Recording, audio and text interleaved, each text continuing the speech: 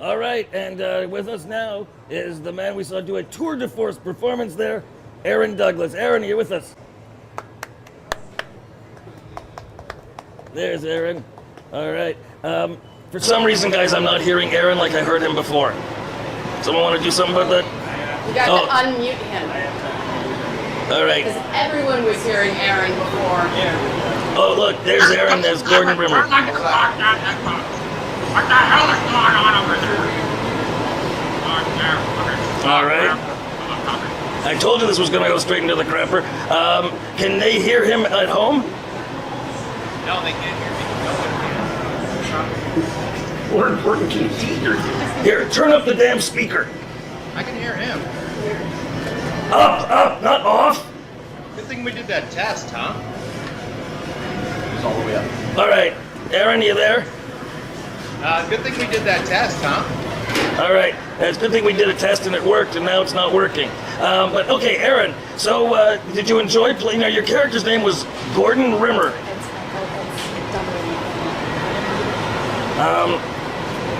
Sorry, the audio guys are having some trouble. I told you this was going to be. Mike, just take Skype. Who can hear me?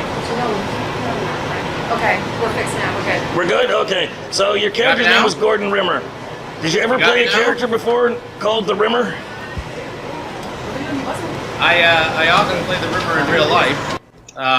It's a bit different. There's not as many glasses, more goggles than anything. Lots of lube, jelly, sort of like gimp suits. But, other than that, no. Out in public, not so much. All right. Now, how did you wind up playing a character so different from everything else you've ever played? Now, when I tweeted you about it, you said that you channeled me a little bit. You physically changed completely for that role. I didn't really believe that it was you, because you're hunched over, your face is different, everything. You were actually, like, acting.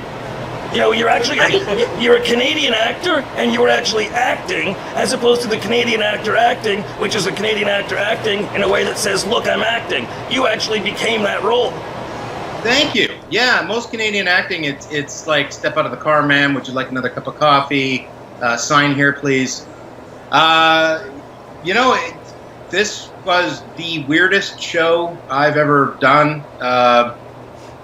And I was hesitant to watch it for the longest time.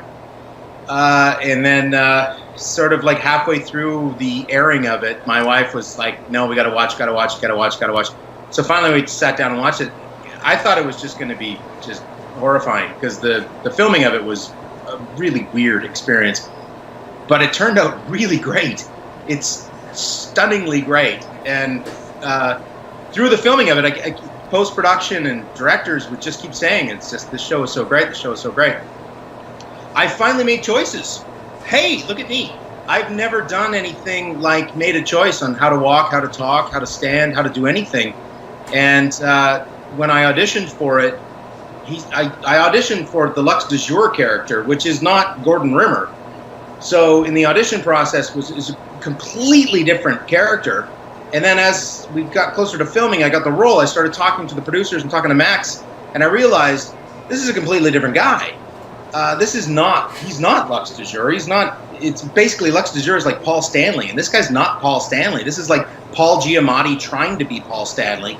So I showed up on day one and I said, "Hey guys, I've got a walk and a talk and a voice and a posture and I want these big '80s pedophile glasses and some really shitty clothes and what do you think?" And they said, "Well, show us."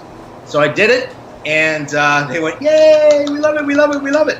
So I had 2.5 episodes of filming, like 10 days of we love it, we love it, we love it, it's amazing, we love it, we love it. And then suddenly I got a call out of the blue that just said, "Yeah, who told you to play it like that?" And I said, you guys told me to play it like that." So we went from like having the time of my life to and it went really sideways really quickly.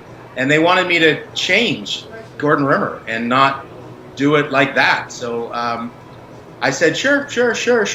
And then in my mind went, no. So I just kept doing what I was doing because other people, like crew people, and like when the crew comes up and says, "We really love what you're doing," you know you're doing something good because crew hates TV. Because they spend 16 hours a day doing TV. The last thing they want to do is go home and watch a show. So when they're on set and they watch something and it's a good performance or something cool and interesting, they go and they say to you, I love your character. It's my favorite when you're on set. They're not lying to you. They're genuinely interested in it. And so I just kept going. And by the end of the season, the people that were like, no, you got to be different. You got to change it. It can't be like that. We're now going, oh my God, it's our favorite character. We love it. We love it. We love it. And then Netflix came on board, and the first words out of their mouth was, we love Aaron Douglas and David Lewis. We love what they're doing. Their characters are so great. Everybody else is great, but these two, for the local guys, are just fantastic. And then I knew I was doing something right because Netflix knows what they're doing, and I'm very pleased now to be a part of the show. During the filming of it, it was a weird thing, but I'm pretty happy now. All right. You know the thing that I liked about you, Aaron, and is that you just hate talking about yourself. You realize I was still here during the monologue? Did you realize I was still with you? Well, you know, I was. I've been bumped before in interviews, but I didn't realize that I was gonna be bumped by a Jinju rant for like 15 minutes. Bumped. So You're still here. I mean, I love her, and I would kiss her, but I would ask her first and see if it's appropriate, and then I would do so every single day because she deserves that. But just to walk up in the street and just kiss the Jinju would be a wrong thing. And really, Ed, nobody gives a shit about you. Come on. She's beautiful. You're just, you know. It's not what I asked. Not what I asked you, but thank you anyway. Have you ever been to the Woodbine racetrack here in Toronto? I've been to the casino. Okay, well, I don't know if the punched in the casino's nuts. like that. In the racetrack, just about every guy who's there looks like Gordon Rimmer. You know, usually the guys you see walking around, hey, that guy threw away a cigarette. There's still a few good puffs on it, and they pick it up.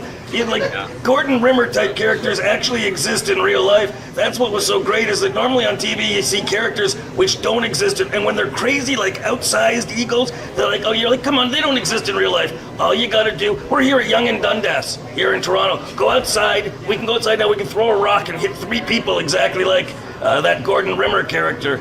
Now, you had a corgi in the show. Did you actually like the dog? Yeah, I loved the dog.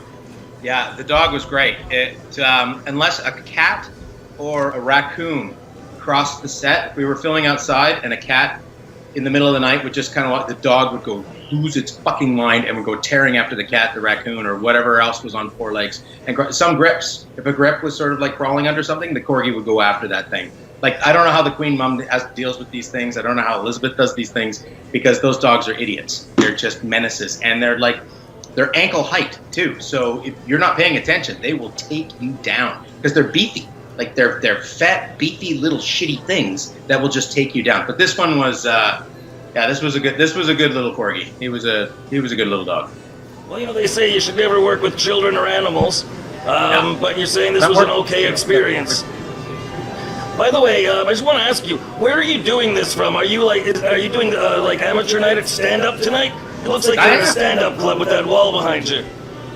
Yeah, Brad Garrett's just to my right, and Patton Oswalt's just over here to my left. And Why are we talking to them then? I have nowhere else to go, and so I've got this faux brick wall behind me because my buddy Dave Benning is building me faux brick walls and doing cool things to my house. And so it was like, what background do I want? Do I want like plain gray or a red or a black? And you know what? I'll go against the brick wall. So I'm against the brick wall. All right. Thank you for that. Again, brevity. Aaron, what are you doing with your hair there? I know, are you making a statement there, or did we catch you when you just woke up? Pure laziness. What's that? Pure laziness. You wanted brevity. Pure laziness. I'm wondering, is it for a role? It's for some roles. I did. Gordon Rimmer had his hair slicked back, and it was longer. And I finished that, and I went straight into a show called The Imposters, and they left my hair long. And Christmas happened, and I wrapped guest spot on a big sci-fi show last night, and they left my hair long. So I just haven't had a chance to get it cut. Or I'm going to leave it. I'm not sure. Oh, do it forward like that. You look like Mo Howard. It's a good look for you. Pull it forward like that. Yeah, there we go. There we go. Oh yeah, that's the look. If it was, that's going to catch on. Yeah. Now, Leanna, do we have questions from the chat? Nothing about him, not about him, that isn't about Are You a Cylon? Oh, okay. Now, when you were doing Battlestar Galactica, by the way, were you mad when you found out you were a Cylon? You Spoiler. just asked me the question that I've been asked more than any other. Then let's not answer that. Let's go on. Let's move on. Let's Yeah. move on. The brevity. Want brevity? Brevity. Don't ask me. Yeah, so okay. Here's the thing I want to ask you about Battlestar. I have two questions about Here's Battlestar my answer to Galactica. that. Fuck you. How's that for brevity? All right, then we'll move on. Two questions about Battlestar Galactica. From the finale. Now, the finale was amazing up until like the end, when all of a sudden it shit the bed, as far as I was concerned. Now, are we supposed to believe that your character, Galen Tyrol, was the progenitor of the entire Scottish people? Because your character, they made a point of saying he's going to go up to the Highlands somewhere. Are we supposed to believe that Galen Tyrol, on his own, started the Scottish people? Yes. Yes. you Okay. do. That's not really plausible, though, because the only life that existed there at the time was in Africa. Man hadn't really emigrated yet to Europe, so you'd be there an awful long time sowing your seeds by yourself until anybody was there to help you. Fair enough. Fair enough. But you're arguing with someone who Wants to know what Aaron's built drinking. machines that could fly from thousands of light years away to this mythical Earth place and happened to jump into a galaxy that contains a planet that has Earth-like properties where we could survive and prosper.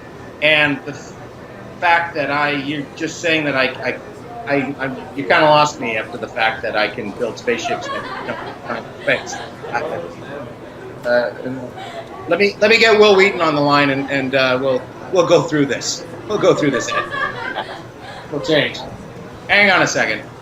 Will, I'm on with Ed right now. Yeah, that guy. That's right. Was that Will Wheaton? He's as dumb as shit as ever. So, okay. Is this yeah? Sorry, it's your show. It's your show. Go. Do you have Go. anything else you need to do while we're doing the interview? Did you have to check the oven? Maybe flip the laundry? Any other things while we're doing the interview you need to do? I'm googling Andrew's anti-slam poetry. It's quite profound. That guy's amazing. He's like it's like Leonard Cohen died and was reincarnated into a Canadian Michael Stipe. So it's something, I don't know. I think I'm going to go down the rabbit hole of Andrew's weird fuck you poetry. All right, what are you drinking, by the way? What I'm doing for the rest of the night. What are you drinking, by the way? The chat wants to know what you're drinking there. This chief presentation brought to you by Ardbeg Caravaggio. For the peatiest, most punch you in the face single malt scotch, it's Ardbeg. They weren't asking for product placement, just a simple answer. I'll move off Battlestar Galactica after one last question. Okay, one last question. In the end, they decided they were going to get rid of all their technology, and just start from scratch. I have to ask you, what civilized people would willingly give up toilet paper? This makes no sense to me. They were willing to go back to using leaves for their ass? This is where it lost me. No scientifically advanced people were willing to give up toilet paper. Do you agree with me, or are you not as enamored of toilet paper as I am? I agree with you 100%. And again, I go back to the question of why did I go to Scotland by myself? If I can make toilet paper from scratch, I'm not going to share it with those assholes who stranded us on this stupid planet. No, it's me, the sheep, the castles, and the scotch. There we go. And toilet paper. It's 4 things now. Well, that sounds like a spin-off. It's a spin-off. That should be a spin-off. Yeah. You're imagining it right now, aren't you? That's really what happened. Now, will you be in the sequel? I understand that Dirk Gently got a second season. Is there a possibility you'll be in it without giving anything away? Any way that I answer that, I'm giving it away. Don't you think? Well, no. if you said yes, it doesn't give it away. Is there a Anything chance can that I happen. could be in more episodes of Dirk Gently? There's a chance. There's also a chance I could land on Mars. All right. Yeah. Now, Sorta. of all the things you've done since Battlestar Galactica, what's the one you're most proud of so far? Oh, wow. There's been a bunch of shows since Battlestar. I mean, I did that show right after that I filmed in Toronto called The Bridge, which I quite liked. I thought was a really good show. But it died a quick end of season 1 death, which was disappointing. Hemlock Grove was weird. That was Yeah, Netflix. you were on that werewolf show. Huh? You were on the werewolf show, Hemlock Grove. It was the werewolf show. Yeah, I was the sheriff who suddenly just wasn't there anymore. I seem to not be there anymore suddenly. But you know what? I did a show last year. I did a pilot in 2015 for a show called, at the time it was called My So-Called Wife, but now it's called Imposters, and it's for Bravo. And we got picked up and we did season 1 right after Dirk Gently, the last fall. And it comes out like February 7th, like that. It's called The Imposters. And the lead is this woman named Imbar Lavi, and she's lovely, and the show is so smart and very cool and very clever. It's not sci-fi, it's not fantasy, but it's really, really cool. I'm very proud of that. I think it's going to be very great. Now, do you like sci-fi fans, or have you had enough of them and you wish they'd leave the Earth? Unlike you, I do like my fans, and I think they're sweet, and I think they're lovely, and I get to go to conventions and be a demigod. I walk down the street and somebody yells "Chief." The show's been off the air for almost 10 years, but somebody yells "Chief." That's a pretty damn cool thing. The rest of my life, I'll be Chief, and I love it. I'll sit and talk to anybody about, sports and life and politics and just nonsense. So it's great. It's great. I'm talking to you. Look at this. If it wasn't for Battlestar Galactica, I wouldn't be sitting here talking to you. Nah, that's a double-edged sword. Do you have your own action figure? I do have my own. Oh, he's downstairs. I should have brought my action figure up. I do have my own action figure. So all those people that have won Emmys and Golden Globes and Oscars, yeah, fuck you. I have an action figure. So I win. Just confirm. Did you say he's downstairs? Yeah, he's downstairs. He is down, not it. He's downstairs. A little bit weird. All right, we have a poem for you. We have a poet here, and we've got a poem. Love it. Andrew Nurse is going to say a poem for you. Andrew, come on over here. I know you're a fan of the arts, the fine arts. Okay, as you can tell by the shirt you're He's not a wearing. fan of mine, then, basically. is Okay, what you're saying. here he is. Andrew, go ahead. Say your poem. I apologize in advance. This is called One Last Pint. All those years crept slowly, kept closely at first. Make decisions, big decisions, poorly, lose sorely. Amputate people like limbs, expecting not to lose a drop. Now I need your donation for strength. I've adopted such beliefs, raised them as my own. Tangles of daydreams like cobwebs on porch lights clotted. People in places they don't exist. Playing games of house in the faces of comfortable fictions. Feeling lightheaded, soft rubber body, nothing seems bleak. I don't appear to care. Used to have a path, vegetation kicked in, grew up all around footprints, wear and tear. Sometimes I go back, head tilted to the stars. Sometimes I don't return, slipping through the cracks. There's a way home through the stardust blindness. Look down at your feet, your footprints wear and tear. All right, how about that? How about a hand for him? So, Aaron, during that poem, now you know how I felt listening to your first answer. Yeah, but you know what? Listening to my first answer wouldn't suggest to the answerer that they need serious psychological evaluation. Okay, I'll give you that. He's got some. There's mommy, daddy, uncle, grandpa, grandma's auntie issues there. Older brother, sister, perhaps, maybe. I don't know. Kid next door. There's something there. But good for you. Way to work it out in art, other than going on a killing spree, as our American friends might do. Just cathartic. Nice. Good. Say it in words. From pain. Instead of bullets. Now, Leanna, any more questions for Aaron from the chat? Anything useful, I mean. Minute. All right. Breaking. Hate me. We're talking. You don't want to know what we're talking about. I'll tell you after the interview. All right. No, there's a By lot of the way, questions like, was he stung by a bee? What the hell happened? Aaron, do you know what a beef steamship is? That's the question they're asking. A beef steamship? Yeah. Well, Andrew beef steamshipped slam poetry, so it's not that. Dwayne Johnson tweeted earlier. Somebody had said that he needs to be our. What the hell was it? It was our Captain Beef Checker or something like that, and he said it was his girlfriend from high school. So I'm assuming it's something has to do with like the male genitalia or schlongs, wangs, beef, dongs, something. Yeah. Actually, apparently it's some kind of cut of meat, but our chat determined last week that a beef steamship is when you drop a number 2 in a hot tub. There it is. I like it. I like Is there it. a better Yeah, way to you're close getting an better. interview than that?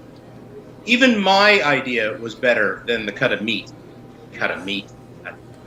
What am I, a butcher? Come on. No. All right. Where can we see you next? I mean, on TV, not like outside your house. Where can we see you? The barber? Okay, so next, that's that show, The Imposters. I think February 7th on Bravo. And then last night I wrapped an episode of a show that rhymes with Fluvernatural. That's going to air sometime later in the spring. A movie I Are we did not a couple supposed to weeks know ago. what that show is? Is it supposed to be a secret that you're on that show? That rhymes with It's supposed to be- Supernatural? It's supposed to be a secret, but nobody watches this, so it doesn't matter. Do you wear a shirt in that show? Because I understand men don't wear shirts in that show. Oh, nobody wants to see me without a shirt. No. Hey, have you seen the internet? There's people with all kinds of fetishes. You never really know. I'm a bear. Yeah. I like to say hi to all the bear lovers out there. Hey, fellas. All right, Aaron. Thank you very much. Thank you. very Hey, much. you like my Aaron, shirt? Yeah, I don't know what it means, but I like your shirt. It's a dinosaur eating a Jesus fish. Figure it out, Ed. Come on. Oh, it's an evolution statement. Oh, we're about to do the Scopes monkey trial again. All right, enjoy your booze. Thank you, Aaron, for giving us your time. We look forward to it, and I encourage people to watch Aaron as Gordon Rimmer on Dirk Gently's Holistic Detective Agency on Netflix in Canada, I think BBC America in the States. Leanna, what's the matter there? What's his shirt? What's a shirt? Oh, yeah, what's his shirt? The chat wants to know. What's a shirt? What's his shirt? It's a statement about evolution. T-Rex eating a fish. There you go. It's a Jesus. It's a T-Rex eating fish. Okay. Jesus fish. All right, thank you, Aaron. Enjoy yourself out there. You were our very first guest on Skype on Live from Canada. Ted the Sock. Take care, my friend. Thanks, buddy. Have a great night. Have a good night. All right. Talk to you soon.